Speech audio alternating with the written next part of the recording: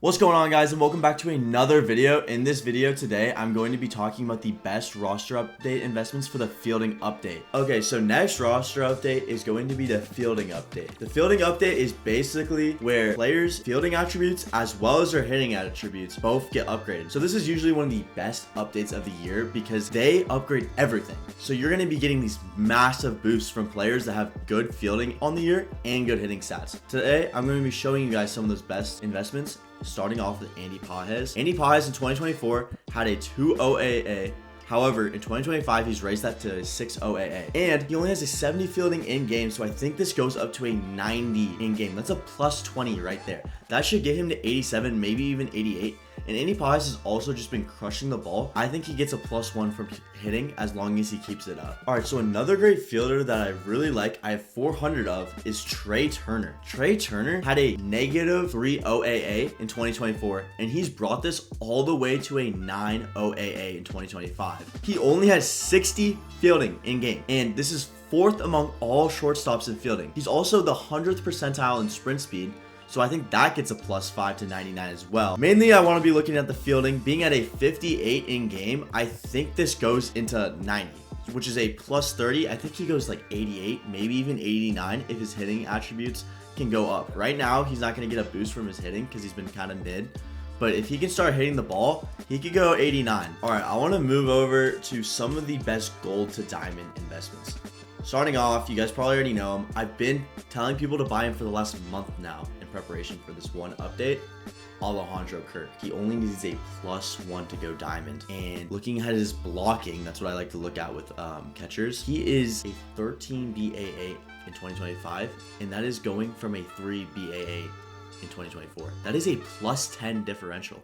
This block should get a +12 to 95, which would easily give him that +1. And if he hits, he could go 86, 87. But another great gold to diamond investment is going to be Cedney Rafaela, who had a -2 OAA in 2024, and now it's a 15 OAA in 2025. Yes, his fielding stats are already insane. However, that 85 fielding probably goes to 95 to 99, which will get him that 1 +1 that he needs to go diamond. Not to mention, his hitting stats are absolutely absurd as he's batting .271 with 13 home runs with only bronze hitting. I think that power lefty especially goes up a good amount, and I think that gets him another +1. This is my second favorite gold to diamond investment that you can go at right now. All right, now I want to look at my favorite pitcher to go diamond for the next update is Edwin Diaz.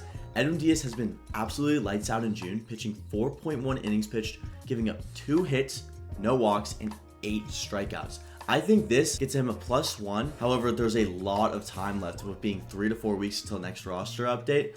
So I would say hold off on him as he's 1.8K, but if he gets down to like 1.6, he's definitely a buy for me because I could definitely see him getting a +2 if he gets lights out. The only reason Edwin Diaz didn't get bumped up to diamond last update is because there was Randy Rodriguez and Aroldis Chapman, and they both deserve to go diamond a little bit more than him because of their seasonal stats. However, I think Edwin Diaz is making a case for next year. All right, next player I want to talk about is a 80 overall. That's going to be Ernie Clement. Ernie Clement has improved his OAA from 7 to 10 when he only has an 84 fielding. I think that gets bumped up to around 95, which would be a +10, giving him a +1, maybe a +2. I also believe that Ernie Clement is going to get a small hitting boost against left-handed pitchers. That should give him a +2 right there. Being at 500 subs, I'd say it's an okay buy, but some of the next guys I'm going to be talking about are definitely a little bit better. My next investment is probably my favorite investment that you guys can buy right now. I called him out on my Discord over a week ago, and they've been just stocking up on him. And that player is going to be Shea Langeliers. Shea is the worst catcher in baseball by far. Last year, he had a -26 blocks against average, and that is why his block in game is 40.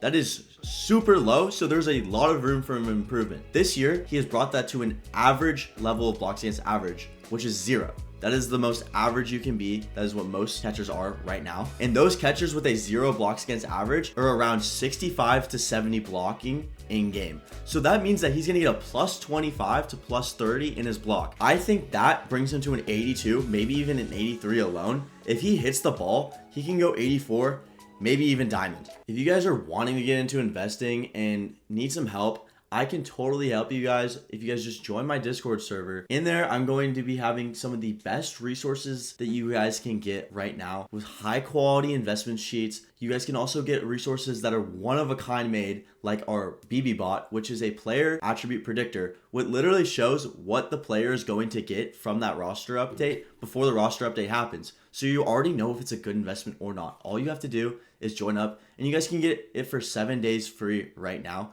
So I encourage you guys just to check it out. I guarantee you guys aren't going to be disappointed. Okay, moving on. We're going to go talk about a shortstop who is the worst shortstop in baseball with only 34 fielding. That is CJ Abrams. CJ Abrams in 2024 had a -8 OAA. However, in 2025, it's only a -6. I think that the 34 fielding is just too low. It is so low, and it has so much room for improvement, being that he's over 12 points higher than he was last year. I think this gets around 50 to 60. It's not my favorite investment. However, he is hitting the ball really well, and according to the BB bot, he should get a +4 contact left and a +2 power left. As long as he keeps hitting, I think this is a solid, safe investment for next roster update. And you can also get him at dead quick sell right now. Briefly going over Mason Wynn, I think he's a very solid investment, especially being at quick sell right now. His fielding should get a +15, maybe even a +20, being from a 3 OAA in 2024 to a 14 OAA in 2025. I think that this kind of matches up with Bobby Witt, who has a 99 fielding in game.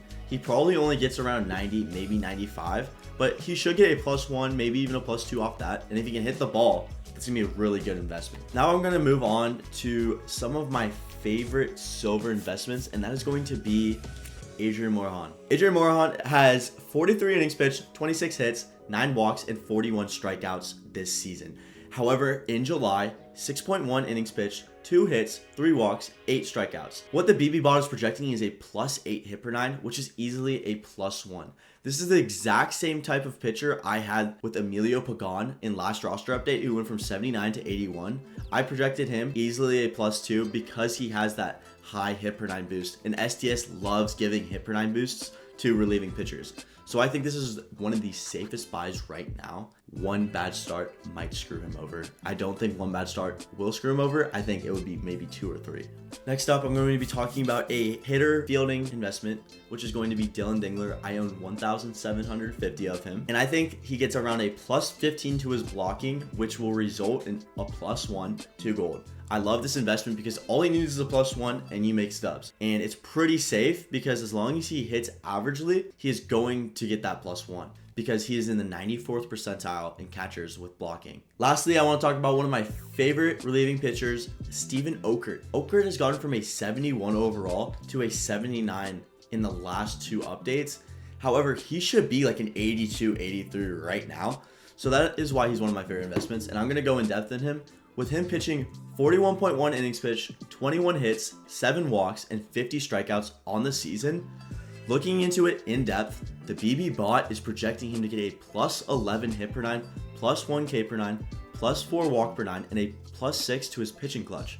Overall, that's going to bring him to a 81 minimum, 82 probably. I think that this is one of the safer investments right now. As long as he doesn't get shelled over and over again this update, he's very safe as his seasonal stats are immaculate. Hey, if you guys are enjoying this in-depth content on investments, make sure you guys subscribe as I'm trying to hit 500 subscribers by the end of July. Also, make sure to check out my Discord server as I drop way more in-depth investments, and I also provide so many more resources to help you guys out. Hope you guys have a sick rest of your day, and I will catch you guys in the next one. Peace.